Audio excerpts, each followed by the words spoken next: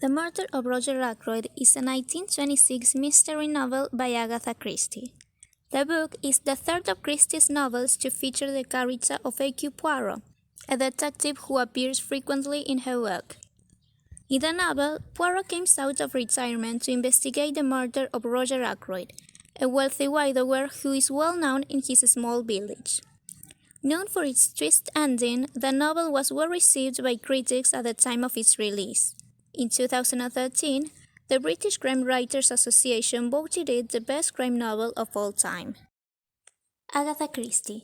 Agatha Christie was born Agatha Mary Clarissa Miller on September 15, 1890, in Torquay, Devon. The youngest of three siblings, she was educated at home by her mother. In 1914, she wed Colonel Archibald Christie, a Royal Flying Corps pilot, and took up nursing during the First World War. She published her first book, The Mysterious Affair at Styles, in 1920. In 1926, Christie released The Murder of Roger Ackroyd, a hit which was later marked as a genre classic and one of the author's all-time favorites. Same year of the release of The Murder of Roger Ackroyd, she dealt with tumult as her mother dies and her husband revealed that he was in a relationship with another woman. Christie died on January 12, 1976. The novel begins with the narrator, Dr. James Sheppard, returning home from visiting Mrs. Ferrars, who died in her sleep the night before. Although the cause of her death seemed to be an accidental overdose of veronal, a sleeping drug, both Sheppard and his sister Caroline suspect suicide. Mrs. Ferrars is rumored to have poisoned her alcoholic husband, who passed away a year before she did. It is also rumored in the small village of Kingshaven that Mrs. Ferrars was romantically involved with a widower named Roger Ackroyd, who lives in the Fenley Park estate and whose deceased wife was also a heavy drinker. The wealthy Ackroyd lives with his stepson Ralph Peyton, his recently widowed sister-in-law Mrs. Cecil Ackroyd, and Mrs. Ackroyd's daughter Flora.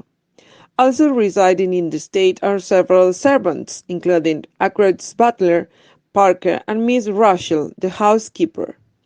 One night, Sheppard goes to Fenley Park to have dinner with Ackroyd, Mrs. Ackroyd, Flora, his personal secretary, Geoffrey Raymond, and a big game hunter named Blunt.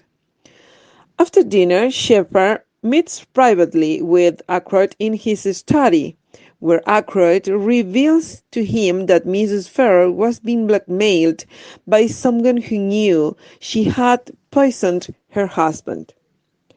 Parker, the butler, comes in to deliver a letter to Ackroyd sent to him by Mrs. Ferrars before she died.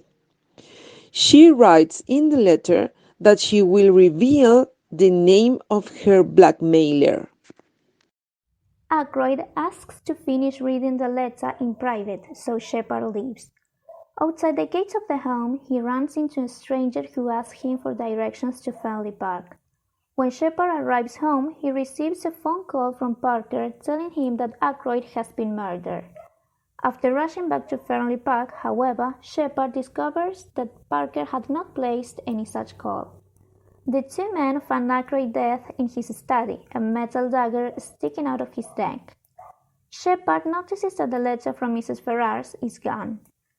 The police are called, and all the residents of the house, Mrs. Ackroyd, Flora, Miss Russell, Parker, Blunt, Raymond, and a parlour maid named Ursula Bourne, are questioned as to their whereabouts at the time of the murder. However, it seems as if all except Ursula have excuse. Ralph Peyton, on the other hand, is nowhere to be found. Flora convinces Sheppard to ask Hercule Poirot, the retired detective and Sheppard's next-door neighbor, to help investigate her uncle's murder. Poirot accepts the task and comes out of retirement. He asks Sheppard what time he met the stranger outside the gates of Fenley Park, and discovers a goose quill and a ring with the inscription "From R" in the house. He discovers too that the chair in Ackroyd's study had been moved between the time Shepard visited him and the time his body was found. He also discovers that Ackroyd had purchased a dictaphone shortly before his murder. The police trace the call that was made to Shepard soon after Ackroyd's death to a public telephone at King Abbot's train station. Shepard decides to keep a record of the case as it develops. As Poirot investigates the murder, the secrets of many of Fenley Park's residents are revealed. The quill contains heroin and belongs to the stranger whom Shepard met at the gates, who happens to be Miss Russell's illegitimate son, Charles Kent. Flora confesses that she had stolen money from her uncle's bedroom and that she had initially lied about her whereabouts on the night of his murder. Blunt reveals that he is in love with Flora and lies to try to protect her from suspicion. Ursula Bond reveals that she is recently married to Ralph Payton and that the ring with the From R inscription had been a wedding gift. The two felt compelled to keep their marriage a secret because of the class differences between Ralph and Ursula, a lowly housekeeper. Ralph is suspected to be the murderer since his footprints were found outside the window of his stepfather's study. Blunt recalls that he overheard Ackroyd talking to someone in his study after Shepard left, and that person is believed to be Ralph. Poirot finds out that Ackroyd had left money to Ralph, Flora, and Raymond in his will, and thus all three of them had something to gain from Ackroyd's death. Poirot invites everyone to a meeting at his home where he announces that he has solved the case. After rehearsing the evidence that he has discovered, Poirot accuses Shepard of not being completely honest with him. Shepard confesses that he ran into Ralph in the street shortly after the murder and helped hide him in a mental institution in case he was blamed for the act. Ralph defends Shepard's actions, saying Shepard was only trying to protect him.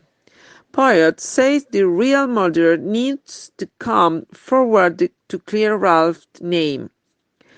After receiving a telegram, Poirot says that it confirms the identity of the murderer and that he will give all his information to the police in the morning. He then dismisses the meeting, but asks Shepard to stay behind. When they are alone, Poirot accuses Shepard of being the murderer. According to Poirot, Shepard was blackmailing Mrs. Ferrars and killed Ackroyd to keep him from reading the letter. He then played a recording of Ackroyd's voice on the dictaphone to make it appear as if he was speaking to someone and pulled out a chair to hide the dictaphone from view.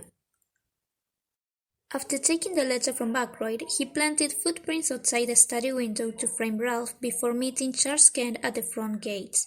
Shepard later instructed a patient to call him from the train station so that he would have a reason to go back to Fenley Park, which the telegram confirmed.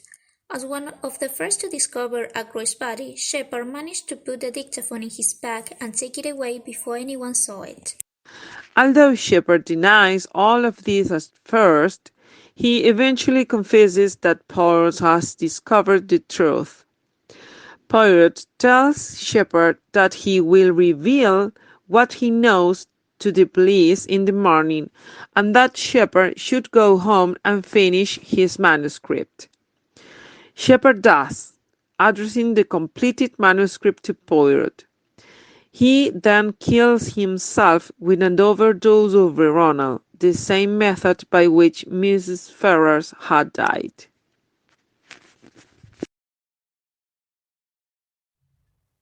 The novel's narrator is a physician in the town of King's Abbot. He serves as a companion to Hercule Poirot, the brilliant detective who will eventually crack the very complicated case. Although Shepard appears to be a genial, straightforward character, his complicity in the mystery will prove one of the great plot twists of all time. Ultimately, Dr. Shepard is revealed to be a shrewd, duplicitous, detached villain. Dr. Shepard's older spinster sister is a voracious gossip who uses a network of servants as informants to gather all sorts of information on anyone who piques her interest. She is unsatisfied unless she knows about all the goings on in the town and usually interjects her opinions on things, especially when unprovoked. A retired Belgian detective, Poirot is small in size but full of self-importance. He is a brilliant detective relying on his own logic and critical thinking skills in order to determine the truth of the crime. He treats everyone as a suspect and takes no statement or allegation for guaranteed. Instead, he verifies all testimonies while privately forming his own hypotheses, only revealing the truth when he is sure of his suspicions. Although she never appears as a living character in the novel, Mrs. Ferrars nonetheless plays an important role in the plot. A nervous woman who, according to Caroline, couldn't stand her alcoholic husband, she poisoned him in order to escape from his abusiveness. However, the financial strain of being blackmailed for this crime, as well as the guilt over the crime itself, led her to kill herself, but not before asking her close companion, Roger Ackroyd, to avenge her against the blackmailer. A general widower, Ackroyd is the central figure in Kingshaven. A wealthy businessman, Ackroyd's influence as well as the intrigues surrounding his stepson, family, and himself make him a constant subject of gossip and speculation. Shepard describes Ackroyd as being a proper man, who believed heavily in society's rules for rightness as well as its class divisions. He is murdered at the beginning of the novel, providing the mystery that Poirot will so brilliantly solve. Ackroyd's stepson. Peyton is handsome and charming, but constantly getting into trouble with debts and financial obligation. His disappearance, as well as several major clues, including how well he stood to benefit from Ackroyd's death, make him the major suspect in the crime. He is described as having a weak character, which leads him to fall constantly into debt and look for easy ways to discharge it, such as agreeing to marry Flora when he is already committed. Ackroyd's sister-in-law, she and her daughter Flora came to live at Fenley Park after her husband, Ackroyd's brother, died. Mrs. Ackroyd is prone to episodes of self-involved drama and admits to falling into debt in an effort to sustain her upper-class lifestyle. She complains of the difficulty of relying financially on her miserly brother-in-law. Mrs. Ackroyd's daughter, Flora, is young, fair, and beautiful. Like her mother, she is burdened by the strain of being financially dependent on her uncle and longs for freedom from this frustrating reliance. Although she agrees to be engaged to her step-cousin Ralph Peyton, she does so because she sees the opportunity for more independence and a new life, not out of love.